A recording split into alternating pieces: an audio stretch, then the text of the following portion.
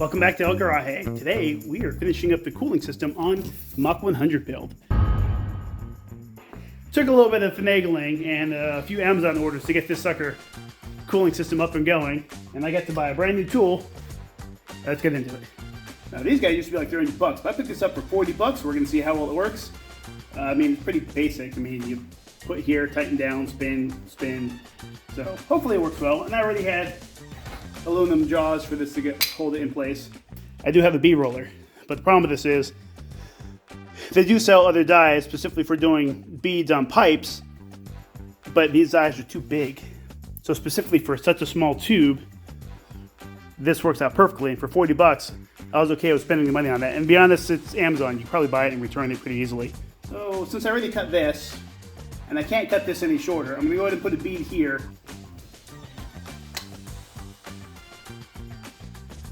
See how good this guy works.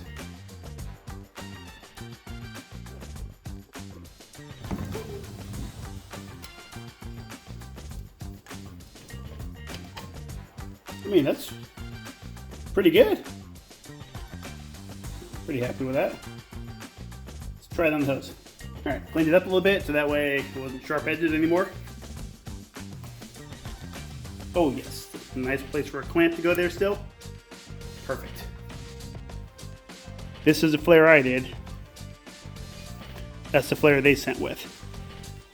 I mean, it's pretty dang close there as far as I'm concerned. I think it looked pretty good. I may have stretched it a little too far. Back to the bench. I don't have a good way of cutting aluminum, so gotta do it by hand. There she be. Give myself a little bit more space. Now I gotta clean that guy up. Deburr tool.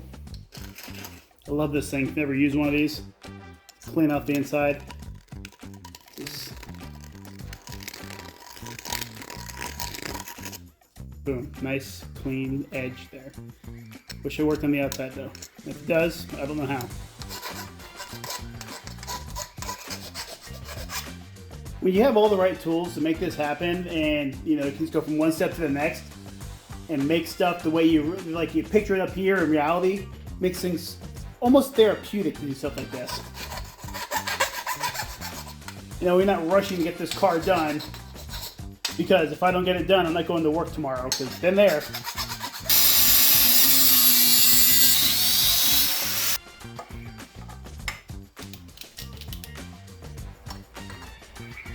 Oh yeah, that was the money.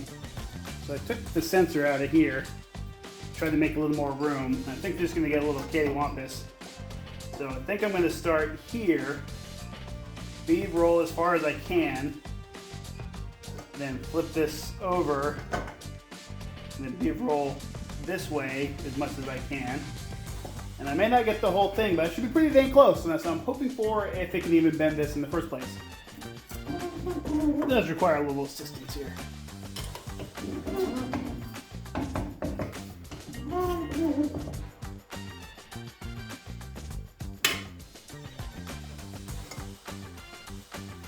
And that's pretty good. Let's see if you guys can see it. It's got a nice little chamfer there, a little bubble. I'm try to go a little further and see if we can find a way to get this section here that's kind of missing the bump there too. There, I'm not gonna, this side I'm not gonna be able to do anything with, unfortunately. I don't think. I'm gonna keep playing with it, see what I can do. I am very happy with how this came out. I mean, that looks nice. There's one small section you guys can probably see right here. There's nothing there. There's no bead, because I have no way to get it around here without cutting this pipe. If I thought of this ahead of time, when I cut this off to re-weld it, you know, to weld this right here, I could have done this and made my life a whole lot easier, but no. I didn't bother considering this problem ahead of time, and well, I didn't even own the bead roller at the time, so well, things come up. But that should be more than enough to keep the hose from sliding off with the clamp here. Happy about this. This should be good to go. Let me go test with everything and make sure it's all good. It's all on. is not touching anything when they run the belt. So it's a lot longer than I want it to be, getting all the way down to this guy down here. So she's there. This guy goes here. And I can fill. Leaked any fluid yet. Now, unfortunately, I don't have a way to pressurize the system currently because I don't have a pressurizer for this guy. But it's good. I don't have any leaks. Out of all the million little clamps I have on this system, Ford has definitely made this a complicated system. And for my understanding, the Coyotes are way worse. Also to my head mod back here for the cooling with all these little fittings, but no leaks, no drips anywhere. Now, yeah, I gotta, still not all the coolant flowing through this, like this line isn't, it's got some but not full. It's getting there, getting there. But let's continue talking about this bead roller here, because I got a few thoughts and things about this, so let's talk about that. Overall, for the price, I'm really happy with this thing. I mean, it is metal construction. It's a little cheap. Like this handle could definitely be better. Mine was actually missing this screw here. So I just found the random screw and shoved it in there, but it still doesn't work. It's like, it comes right off. That's a minor thing should easily be able to fix for this guy. And yeah, I mean, for 40 bucks, I'm really happy how well this worked. But there's several problems with it that's really frustrating me, that they could have done a much better job. And I did see a couple of modified versions of these guys on Amazon that I should have spent the extra money for.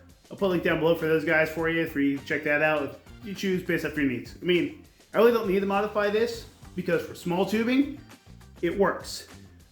And I have the big bead roller right there for anything bigger. So when I use bigger tubes and stuff like that, and I do have the dies for doing that specifically for this guy. But, so let me show you some of the flaws of this thing. So the biggest thing with this is gonna be this right here. That's my biggest problem with this guy. So you got the 6-inch vise, and I gotta put this in here. And now I have to put it towards the rear so I can crank this, which comes with a problem where I can barely even fit this, 1 1/4 inch pipe on here without this hitting here. Okay, great. You can raise this up some to give you a little bit more of a pipe size, but it still limits you on how big of a pipe you can go. Now, if you're working on turbos of that, a 4-inch pipe is not uncommon for this. This is a 2.5 inch, nope. This is a 2 3/4 inch tube. And I wouldn't try doing it with this. This is thick. This is not gonna handle something this thick like an exhaust tubing. But aluminum tubing, all day long.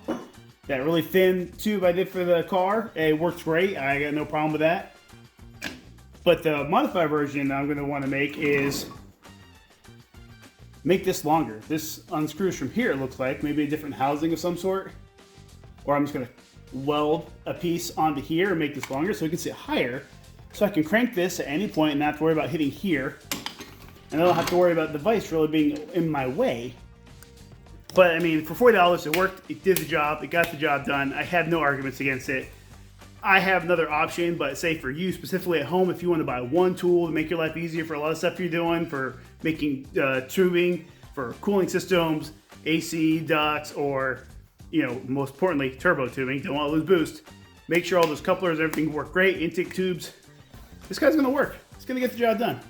I'm really happy with it. Cooling system's working on getting this thing ready to fire up. I gotta work on the fuel system. We'll be sure to subscribe because that video is coming out soon, and the fire up video is coming up shortly after that because we're gonna hear this thing run really soon. Thanks for watching. Go work on your own cars.